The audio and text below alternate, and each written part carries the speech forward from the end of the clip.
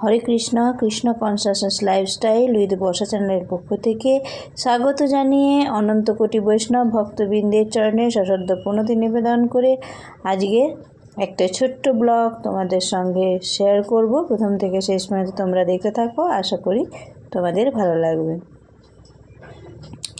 তো ওদিকে প্রভু সকালবেলা ভগবানের দর্শনার্থী সমস্ত উপকরণ রেডি করছিল, আর আমি এদিকে চলে এসেছি ভগবানের সবজি আমান্য করার জন্য। এখানে প্রভু সবজি নিয়ে এসেছে বাজার থেকে। তো আজকে এই যে পুঁই মেচুরি নিয়ে এসেছে, আর বেগুন, সজনে ডাঁটা, এই যে একটা বড় চালতা নিয়ে এসেছে।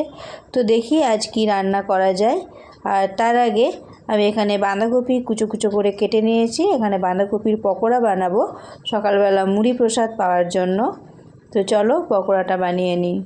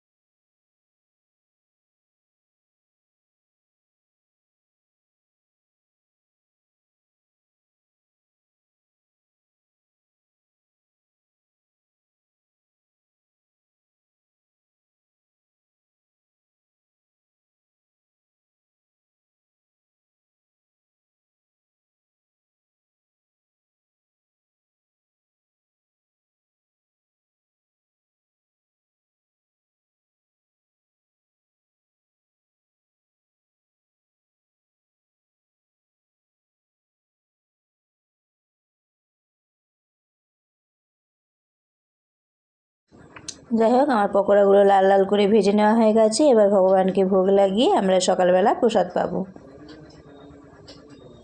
তো এটা আবার অনেকক্ষণ পরে সকালবেলা মুড়ি প্রসাদ পেয়ে নেওয়ার পর কিছু কাজকর্ম ছিল, সেগুলো গুছিয়ে নিয়ে আর ভগবানের ভোগ রান্না বসিয়েছি। তো আজ বানাচ্ছি ভগবানের জন্য শুক্তো আর চালতার চাটনি। তো আজ আর বিশেষ কিছু রান্না বান্না করব না। তো যাই হোক, আমি এখানে শুক্তোর জন্য বেগুনগুলো ভেজে নিচ্ছি, এক এক করে শিম, কাঁচকলা, করলা এগুলোকেও ভেজে নেব। আর ওদিকে অন্নটাও বসিয়ে দিয়েছি। অন্নটা চালটা মেপে রেখেছি, চালটা ধুয়ে আর হাঁড়ির মধ্যে দিয়ে দেবো।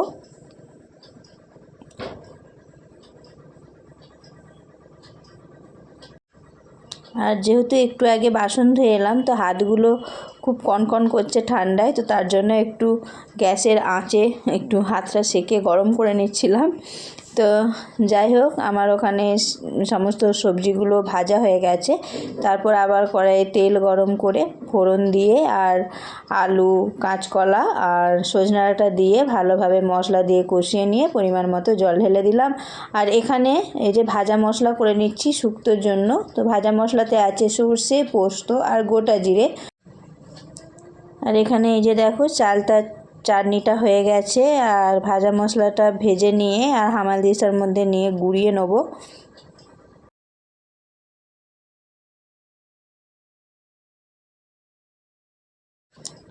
তো মশলাটা ভাজা হয়ে গেছে, এখন হামালদিস্তার মধ্যে ঢেলে নিলাম।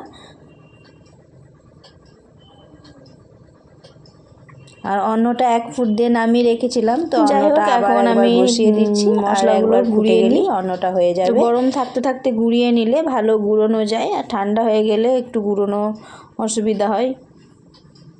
তার জন্য গরমে গরমে একটু মশলাটা ভালোভাবে গুঁড়িয়ে নিচ্ছি। তো এবার একবার শুক্তোটা দেখে নেবো আলুগুলো সিদ্ধ হয়েছে কি না। তো আলুগুলো প্রায় সিদ্ধ হয়ে গেছে। এখন ভেজে রাখা সবজিগুলো দিয়ে দিলাম।